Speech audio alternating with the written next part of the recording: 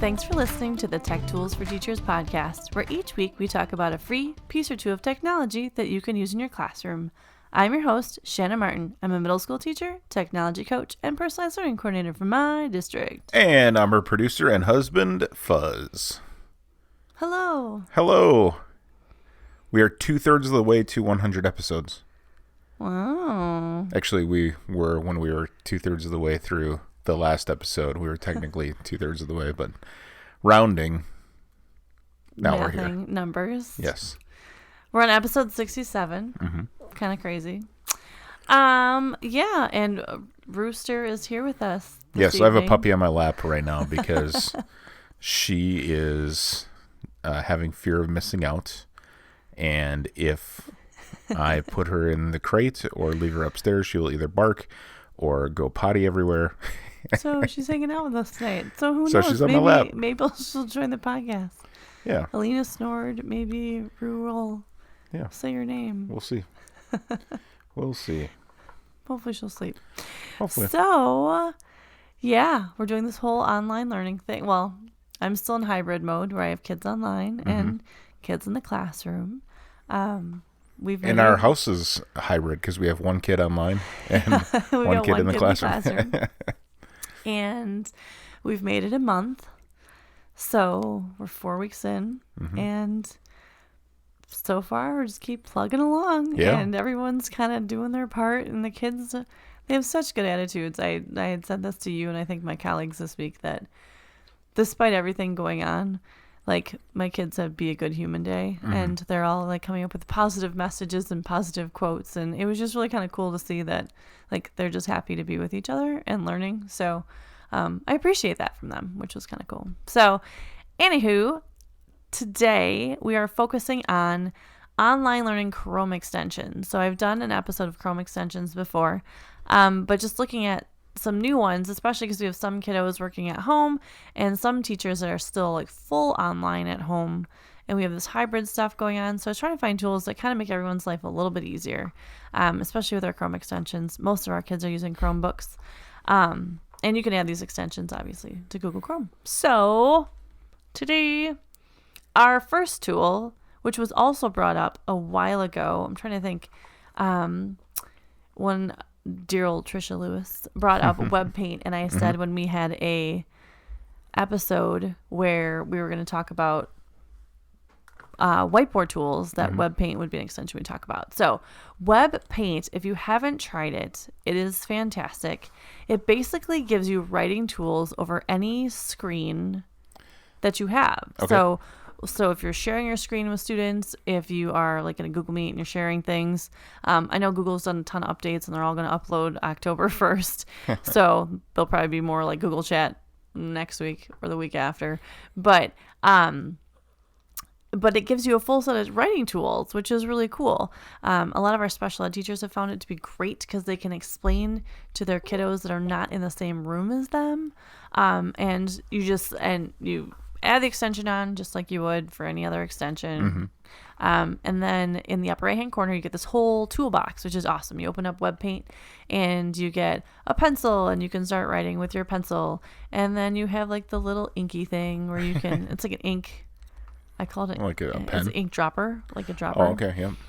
And then you have a variety of like call outs and lines, and you can make cool like little spider web things because you can do a line at a time. You can do circles. You can be like highlighting like sports, like you're a cool sports director person. You can do painting. You can pick your color. You can swap out and do all kinds of gradients of colors. And it gives you all these controls. You can erase it all and make transparency and size and thickness and all that kind of stuff. But it's really kind of cool because you can just make any website you're talking about or working with kind of like a whiteboard space or a space where you can take notes, right? Do explanations. And it's really great because students can use this extension and show you their thinking, which I think a lot of times it gets a little lost when you're online. Like you want to know what they're thinking and they explain it to you, and it's not always the same as when you're face to face. So having these web paint tools are awesome, and they can kind of like write their explanations or draw like, I don't understand this. Right. Or if you're grading, if you have a website project or something, you can write on there. Yep. And then you can screenshot, because right from there you can screenshot what you've written with your tools, and then you have it all loaded, which is awesome. So WebPaint is an extension that is fantastic. You can see everything. You can take pictures of it. You click the extension to start it. Is that how that works? Yeah, so you just click the extension and click on WebPaint, and it says it opens right up. It's like, yay for you, you've got WebPaint. And then here's this little toolbox, and it just gives you your toolbox, and then you can just start writing all over however you want to, and explaining things and doing things, and it's just this cool little like written toolbox. Cool. Yeah. I have to know, how many extensions are you currently running on your Google Chrome? Because we talk about a lot of extensions, and I assume that you deactivate some of them if you're not using them, but yes. So I run 5 okay on a regular basis. I have about 5 on my business one too, and then I pull tools as I need them, depending on the lessons that I'm doing or the work that I'm doing with my students, or if I'm teaching other staff. Usually then I'm loading up more tools. Sure. But usually it's about 5 are my go-tos. And we've talked about some of them before, like the Great Suspender, which is an extension that I use that puts your screen to sleep to save power and stuff. So like certain ones like that, they just, make my screens sleep. Yep. So there's that. So that is WebPaint. Again, it's a fantastic extension and can be used at any grade level. And teachers and students can both use it alike, and it is fantastic. So try it out. Very good for online learning. Our next Chrome extension, like dramatic pause, is called Dualist. And Dualist, what it does is it makes your screen a dual monitor. So it splits your browser windows, and like you just click on it and it separates your screen, which I have found is great for students to be able to have access to this right away. I know there's like different ways to do it if they had 2 screens at home, or like there's ways where they can like make it happen on their Chromebook, but it's kind of awkward when they're splitting screens. But Dualist allows you to just split your screen right away, and you can decide if you want it to be like exactly split in half, or if you want different sizing of it, if that makes sense. So I can physically show you this, but you can divide your screen where it's like 1/3 is one thing, right, and then 2/3 is something else, which is really nice because you can, like, students can use this when they're working together on stuff. But what I have found is when I have students that are online and I have students that are in the classroom, I have my students working in Google Meet, and I have students that are working physically in class. And when they're in Meet together, they want to be able to see the screen of stuff they're talking about and see their Google Meet classmates at the same time. So that way they feel like they're a part of class. So Dualist has been really helpful because then you're able to have your screens split and you don't have to worry about losing something. Also, we do like a Kahoot where students play live Kahoot, where I have my kids at home playing Kahoot with my kids in the classroom. Oh, sure. So by having their dual screens, they can, because I go into presenter view in Google Meet, so I'm presenting the Kahoot screen to the kids at home, and then they're playing Kahoot on their computer at the same time, versus if you're in the classroom, it's projected on your smartboard. Sure. And then the kids are playing on their own Chromebooks. So that way they can see my Kahoot questions and play the game. Yeah. And it's all through like Google Meet and using dual screens. So it's really helpful. So if you get a chance and you've got kiddos, and I teach middle school, so we're doing, trying to interact and learn and be a part of class at the same time. So I'd say middle school, high school, and staff, if you're teachers, if you're using this when you're trying to connect with kids, it's nice if you don't have 2 monitors at home and you don't have this big old fancy setup. You can just split your screens and make your life a lot simpler. Maybe you're adding grades to a grade book and looking at another, the work on one half. Yep. And there's there's little tricks to like do it on a Mac, and there's like different ways to do it, but this is just a really nice quick extension. Click on it, gives you your screens, you're set up and ready to go. If you are using a Mac, for it. It's less the dual screen thing and more for arranging windows. There's an app called Magnet, and I don't know if you have to pay for it or not. It might be $1 or like $1.99 or something like that in the App Store. But you like can take a window or like a browser or any application and drag it to the side of the screen, and it will automatically make it so it's half the screen on the right or half on the left or up or down, or you can actually click on it and do it so it's like the right 2/3, those kinds of things. So that's called Magnet, which is something that I use when I'm doing like data entry into like taking something from a spreadsheet and put it into a form or something like that. Gotcha. Yep, makes it real easy that way. Nice. Cool. So, for all of our extensions and all of the cool things that are happening, and the rooster causing trouble. There was a sweatshirt that was about to become a victim of the rooster. Of the rooster. She's, well, very much a puppy. And I wonder if they have a Chrome extension for like puppy care. Yeah, I don't know, but she's... How to keep your puppy entertained while podcasting. She's now fetching the fetching your sweatshirt that I tried to keep away from her. All right, back to our focus. The last Chrome extension. It's called Mercury Reader. And what's cool about Mercury Reader is if you are distracted... I need Mercury Reader for my life at this moment. Thanks, puppy. Actually, Mercury Reader is going to be kind of the opposite of Toolless.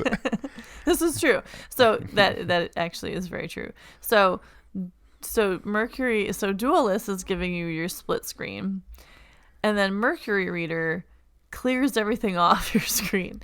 So if you are highly distracted, welcome to our world on a regular basis. You click on Mercury Reader. So you just, again, download the little Chrome extension.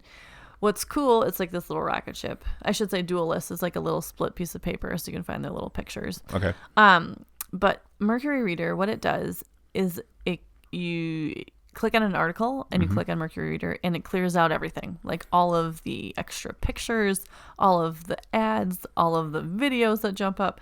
So you literally get the article beautifully organized. And for kids that are distracted, for teachers that are distracted, for people trying to host a podcast with a puppy are distracted, this extension is highly, highly useful for any kid who's trying to read and not be distracted on their computers. Yep. It's fantastic. And what's cool too is, so it clears everything off, gives you like your article, which is great. But then also in the top, if you wiggle your mouse over the top part of the screen, it says click here and you get a set of tools. And then what it does is you have access to this cool set of tools. And what it lets you do is, I'm trying to open up the tools so I can read them to you. But also have 700. I also have all of my cool extensions open right now. And it is, of course, not doing what I want it to do. So what it allows you to do, though, is you're able to change your font. So like not like a bunch of fonts. Like they give you 2 choices for fonts to pick from. But then you also can zoom in and zoom out for if you need, if it's smaller text or larger text. And I find now that I spend way too much time on my computer, my eyes seem to be aging lately and I'm having a harder time reading text. And so you're able to choose text size, so small, medium, large. And then like typography, it's either serif or sans, so you get those 2. And then your theme, you can do light or dark, so you can flip them. So really it just makes it a lot nicer to read an article. All the frills and the distractions are taken away. And for students who are trying to focus and trying to read or like do any sort of annotating, so what you could do is pull your article up on Mercury Reader and then have them using some web paint tools to actually annotate their article if they want to. But it's just a really great way to like slim things down, take away the distractions, and really just focus on what they need to be reading or what they want to do for their article. Sure. So that is Mercury Reader. Mercury Reader. So I'm hoping that these 3 tools kind of make your life a little bit easier. I should highlight, sorry, let me take a step back. The Mercury Reader, you click on, there's like a little cog to get those tools to come up for you. So if you need those text tools, there's a little cog in the upper right hand corner of the screen. But these extensions, I've found them helpful with my kind of online blended learning kiddos, and they're kind of tools that anybody can use in a lot of different situations. Just kind of make your life a little bit easier, because that's kind of what our cool little Chrome extensions are for, is making your life easier. Yeah. Make it easier. Yeah. Anything to do that these days is a welcome tool. Free and easy. Yeah. That's the goal in life. Cool. I'm going to need a new sweatshirt. But she's so quiet. She's so cute, though, and quiet at this moment. We want her to talk to you guys sometime on air. We'll get her to talk, but not right now. Yeah. Cool. I mean, I could put her in her crate and she'll start talking. She'll join us on the podcast. Cool. Well, I'm hoping that these help everybody out and they make your life a little easier. That's our goal. Thanks for tuning in. This has been the Tech Tools for Teachers podcast. If you ever have any questions, you can find me on Twitter at SmartNWI. And if you want to get more information on the links to the technology, check out the schnazzy new website. Yeah. The cool EdTech Directory. And it's all there for you. Yes, all the links to the technology discussed in this episode. Visit smartnwi.com. New episodes each week. Thanks for listening. Go educate and innovate. The ideas and opinions expressed on this podcast and the Smart NWI website are those of the author, Shanna Martin, and not of her employer. Prior to using any of the technologies discussed on this podcast, please consult with your employer regulations. This podcast offers no guarantee that these tools will work for you as described, but we sure hope they do. And we'll talk to you next time on the Tech Tools for Teachers podcast.